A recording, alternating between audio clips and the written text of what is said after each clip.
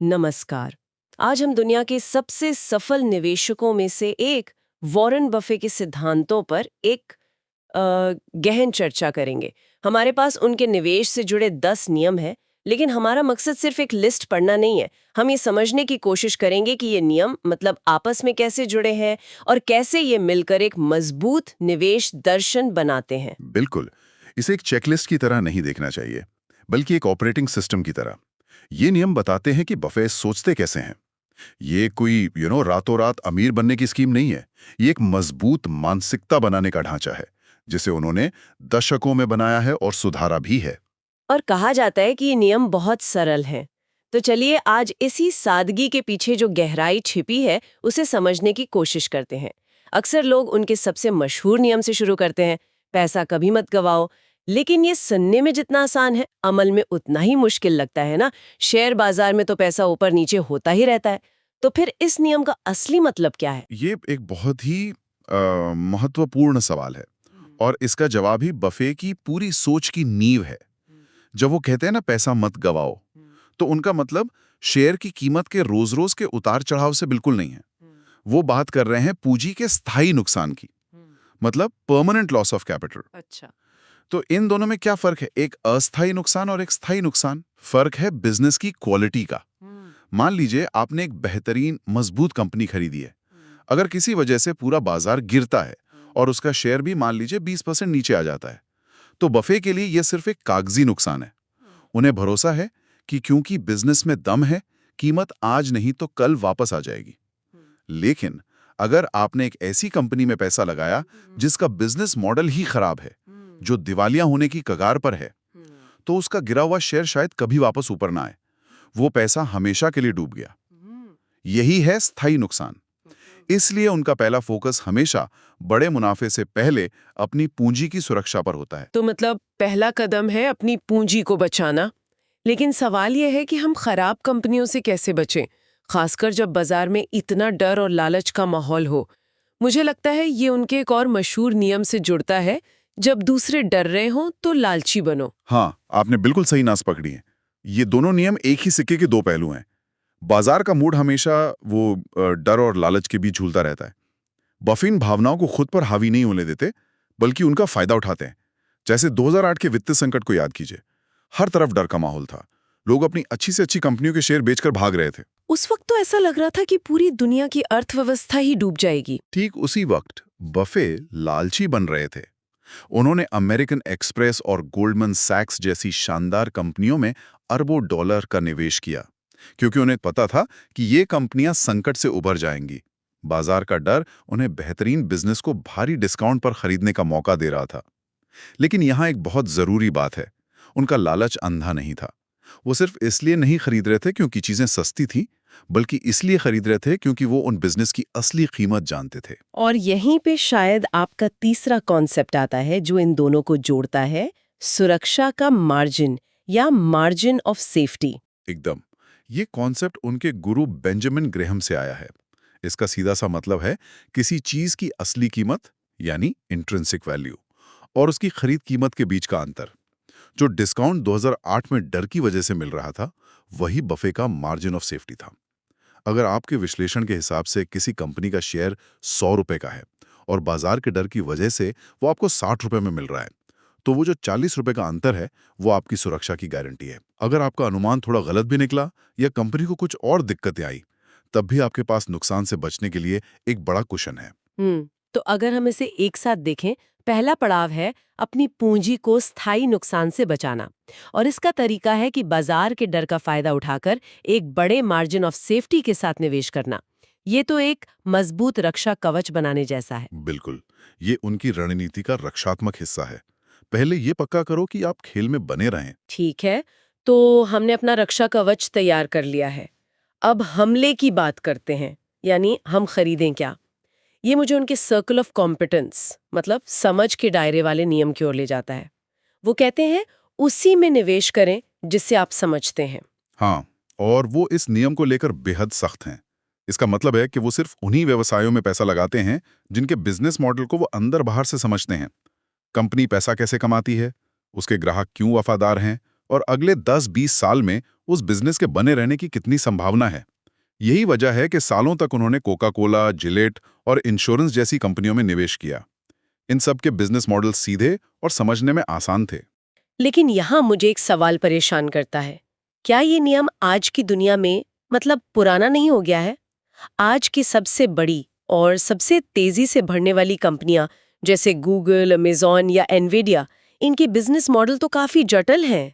अगर कोई सिर्फ अपनी समझ के दायरे में रहे, तो क्या वो आज के सबसे बड़े अवसरों से चूक नहीं जाएगा? ये एक बहुत जायज सवाल है और इसका जवाब बफे के अपने निवेश में दिखता है। सालों तक उन्होंने टेक्नोलॉजी से दूरी बनाए रखी क्योंकि वो उसे समझते नहीं थे। लेकिन फिर उन्होंने एप्पल में भारी निवेश किया। क्यों? क्योंकि उन्होंने एप्पल को एक टेक्नोलॉजी कंपनी की तरह नहीं बल्कि एक कंज्यूमर ब्रांड की तरह समझा। उन्होंने देखा कि लोगों का आईफोन के प्रति जो लगाव है, जो इकोसिस्टम है, वो ठीक वैसा ही है जैसा कोका कोला के लिए लोगों का प्यार है। तो मुद्दा टेक्नोलॉजी से बचने का नहीं है।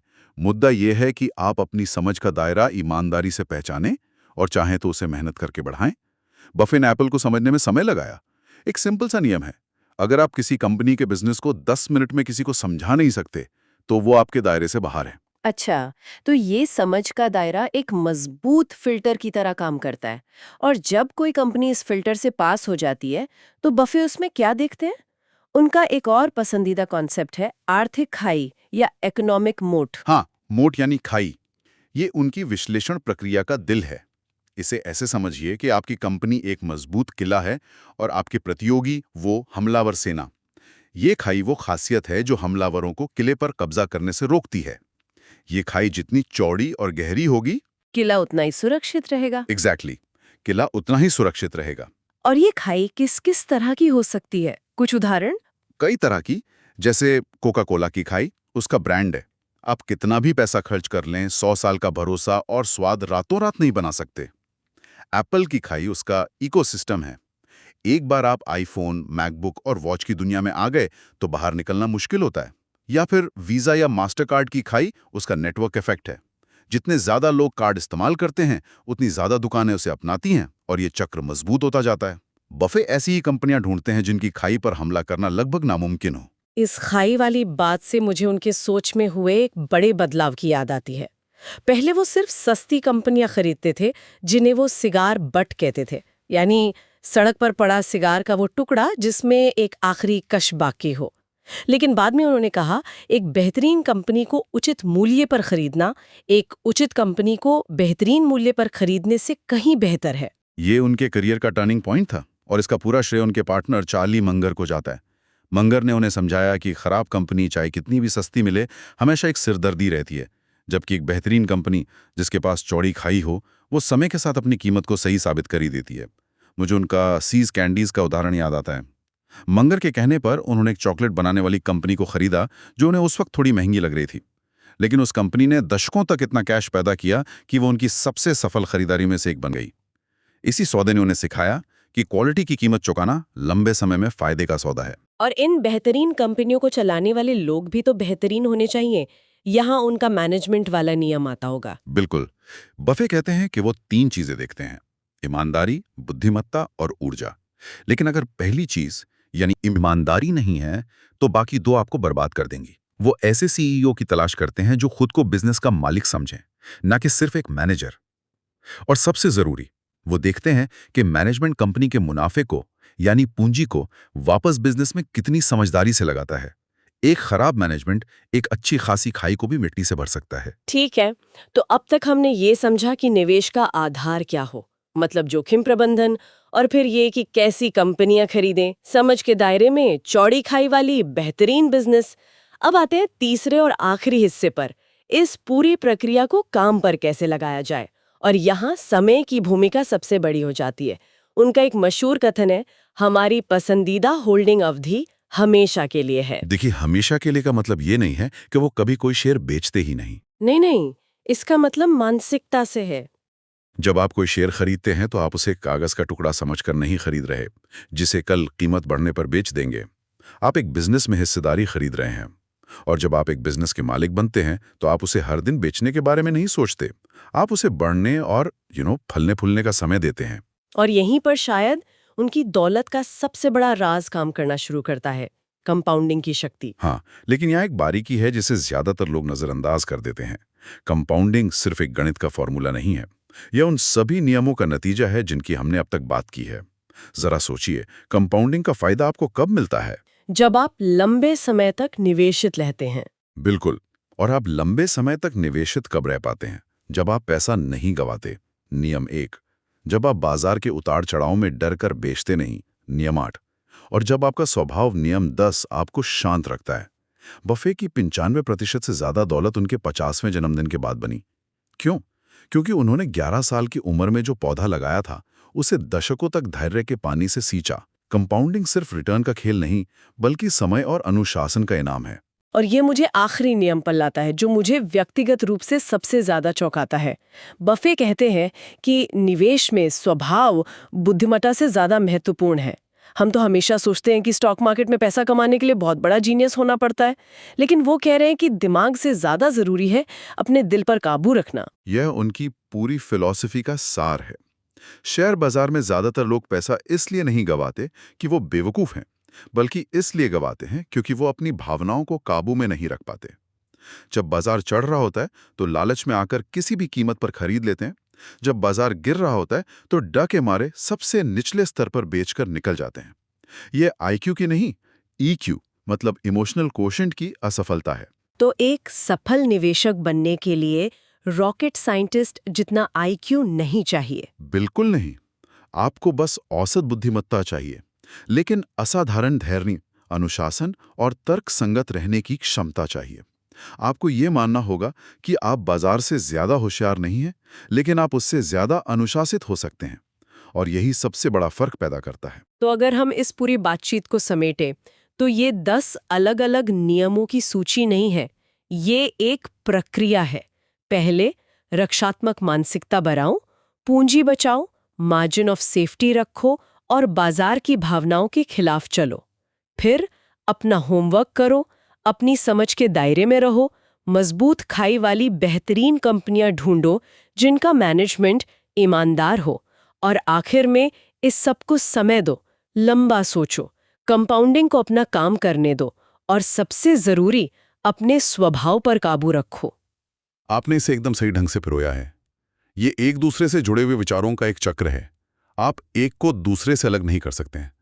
अच्छी कंपनी को समझना, उसे सही दाम पर खरीदना और फिर धैर्य के साथ उसे लंबे समय तक रखना, ये सब एक ही प्रक्रिया का हिस्सा है। ये एक धीमी, थोड़ी बोरिंग, लेकिन समय की कसौटी पर खरी उतरी रणनीति है। पता है, ये पूरी बातचीत सुनने के बाद मेरे दिमाग में एक बात अटक गई है। बफे के ये सारे नियम मूल रूप से गलतियां करने से बचने और धैर्य रखने के बारे में है, लेकिन हम आज एक ऐसी दुनिया में जी रहे हैं जो रफ्तार, तुरंत नतीजों और जल्दी अमीर बनो वाली सोच से भरी है। हर तरफ क्रिप्टो, मीन स्टॉक्स और तेजी से पैसा बनाने की कहानियां हैं। ऐसे में सवाल ये उठता है कि क्या बफे का ये धीमा और स्थिर दर्शन आज भी उतना ही प्रासंगिक है, या एक गुजरे हुए जमाने की बात बनकर रह गया है? शायद असली चुनौती इन नियमों को समझना नहीं, बल्कि उस दुनिया में इन पर टिके रहने का अनुशासन रखना है जो हर पल आपको इसका उल्टा करने के लिए उकसा रही है।